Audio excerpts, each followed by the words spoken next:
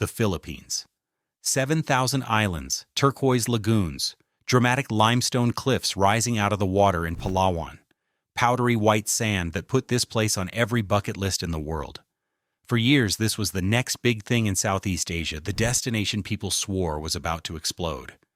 Back in 2019, more than 8 million international tourists flew in to see it, filling the airports, the ferries, the beach bars.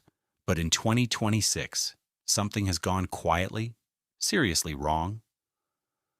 Walk through an arrivals hall that should be packed and it feels thin, a lonely luggage cart rolling past half-empty gates. Foreign arrivals are still stuck around a third below where they were before the pandemic. While almost every neighbor bounced back, the Philippines did not. And last year, the country set a target of 8.4 million visitors and missed it by nearly 3 million people. That is not a rounding error. That is a country watching the rest of the region fill up while its own beaches stay half-empty, resort pools sitting perfectly still, staff standing on duty with nobody to serve. And when you dig into why, you find a chain of problems that most of the glossy tourism campaigns would rather you never noticed. Now, before you think this is me hating on the Philippines, it is not. I love this place. The islands are stunning. The food is underrated, and the people are some of the warmest on earth. But something is scaring tourists away, and the numbers tell a story the tourism board really does not want you to hear. If you like honest travel breakdowns instead of the brochure version, stick around, because this one gets uncomfortable. So where did everyone go? To understand it, we start with the tourists who walked out the door first. For years, the single biggest group of foreign visitors to the Philippines came from one country, South Korea. Koreans flew in by the millions for the beaches of Baracay, the diving in Cebu, the nightlife, the golf, all of it a short, cheap flight from Seoul. You could see it on the ground everywhere. Korean signage over the shop fronts, Korean menus in the restaurants, Korean tour groups moving in clusters down the sand. Whole towns quietly rebuilt themselves around that one reliable market, and then they stopped. In 2025, Korean arrivals collapsed by around 21%. That is the #1 source market for the entire country, and roughly 1 in 5 of them just disappeared in a single year. When your biggest customer walks out, you feel it everywhere. Restaurants that printed Korean menus go quiet, tables empty at dinner time. Dive shops that hired Korean-speaking staff sit idle, boats tied up at the dock. Entire resort towns that built their economy around Korean tour groups start to feel hollow. The strip that used to buzz every night gone still, so they left. But why? Here is the uncomfortable part. A big reason is safety, or at least the perception of it. Over the past couple of years, there have been several high-profile cases of foreign tourists, including Korean and Japanese visitors, dying or going missing in the Philippines. Those stories go viral back home, playing on the evening news, racing across social feeds, shared by worried families. And in the travel business, perception is everything. Property and tourism analysts have said it plainly. The country has a crime perception problem, and perception travels faster than any marketing campaign. One viral scare story can undo a year of glossy tourism ads. It does not matter that most trips are perfectly safe. What matters is the picture in a traveler's head when they open the booking app, and right now that picture has a shadow over it. So Korean travelers did the rational thing. They picked somewhere that felt safer and easier. And here's where it compounds, because Korea was not the only giant to pull back. Two, China, the other massive source market for the whole region, is down too, by around 15%. Some of that is economic, a slower Chinese economy, and consumers spending less on overseas travel. Some of it is tension and caution around travel between the two countries, but the effect is simple and brutal. The Philippines lost meaningful chunks of its two biggest foreign markets at the same time, and there was nothing waiting to replace them. When your top two customers both walk out in the same year, the shelves empty fast. And this is where the story goes from bad to brutal, because the tourists did not stop traveling. They just went somewhere else. Increasingly, that somewhere is Vietnam. Picture a packed beach in Da Nang, cranes on the skyline, brand new resorts opening one after another. Vietnam pulled in roughly 22 million tourists, growing past its pre-pandemic peak. The Philippines is sitting a third below its own. Same region, same beaches, same prices, more or less. So why is one country booming while the other stalls? Vietnam made itself easy. Simpler visas, a single long coastline you can travel down in a few cheap hops, aggressive marketing, and a reputation for value that's spread by word of mouth. The Philippines has arguably better beaches, and it is losing anyway. That question is the whole story, and the answer is something almost nobody in Philippine tourism wants to say out loud. Let us talk about value. And I want to be really clear before I say it. This is not about the Philippines being a bad country. It is about a simple cold traveler calculation. When someone in Seoul or Shanghai or Sydney is choosing a beach holiday, they compare options side by side, scrolling through prices and reviews late at night, dragging a mental spreadsheet across a dozen destinations. And on that spreadsheet, the Philippines has been losing. Here is the problem. Getting around the Philippines is hard. It is thousands of islands, which sounds romantic until you realize it means domestic flights, ferries, transfers, and delays just to reach the postcard. You watch tired travelers slumped at a delayed departure board, bags at their feet, and you understand the friction instantly. To get from the airport to that dream beach can mean a flight, then a van, then a boat, then a tricycle.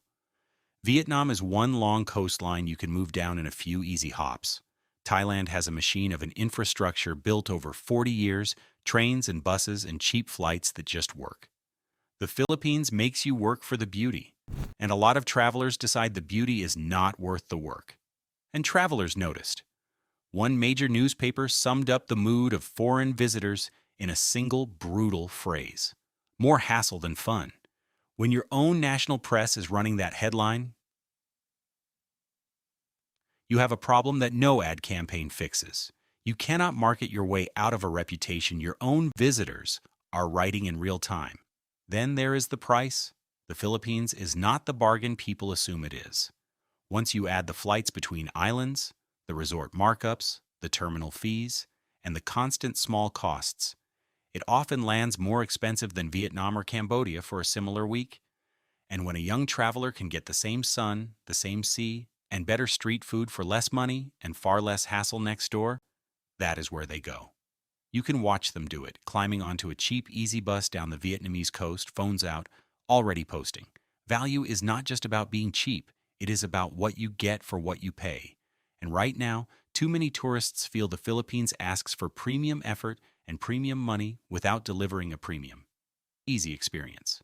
But it gets worse, because on top of the hassle and the cost, there is the thing every returning tourist warns their friends about: the scams and the overcharging. Every tourist destination on Earth has scams. But in the Philippines, they show up in the exact places that shape a first impression. The taxi from the airport that suddenly has a broken meter, a cloth thrown over it, a price invented on the spot, the fixed foreigner price that is quietly double the local one. The tour operator who quotes one number and charges another the moment they hear your accent. The jet ski rental that finds mysterious new damage at the end of the ride. Small on their own, but together they leave a bruise, the feeling of being treated like a walking wallet from the moment you land. And here is what changed. It used to be that a bad experience stayed local, a story you told your friends back home. Now it goes straight onto social media, a phone screen filling up with one-star reviews, angry threads, short videos of a tourist arguing over a bill. Scroll the travel forums and you see the same complaints over and over. Overcharged here, ripped off there, felt like a target the whole trip. One viral video of a tourist getting scammed does more damage than 1,000 drone shots of the sunset can repair. And in a world where every traveler checks reviews before they book, that damage compounds. And instead of cracking down hard, enforcement tends to be reactive. Something goes viral, the authorities step in, there is a photo op at an empty tourist booth, a press release, and then the underlying behavior quietly continues. Tourists are not stupid. They read the reviews before they book, and more of them are reading those reviews and quietly booking Vietnam instead. Now, I want to pause here, because it would be easy to make this sound like the whole country is a trap. It is not. The vast majority of Filipinos are extraordinarily kind. The hospitality is genuine, and most trips really are wonderful. If you are getting value from this honest breakdown and you want more videos that tell you the real story instead of the tourist brochure version, do me a favor and subscribe. It genuinely helps this channel grow. Now let us keep going because the next problem is bigger than any single scam: infrastructure, or more honestly, the lack of it. The Philippines has world-class nature and in too many places developing world access to reach it. Airports outside the main hubs are limited and easily overwhelmed. Roads to the good beaches can be rough. Potholes and tangled overhead wires strung between leaning poles. Connectivity between islands is expensive and time-consuming, and a single missed ferry can wreck a day.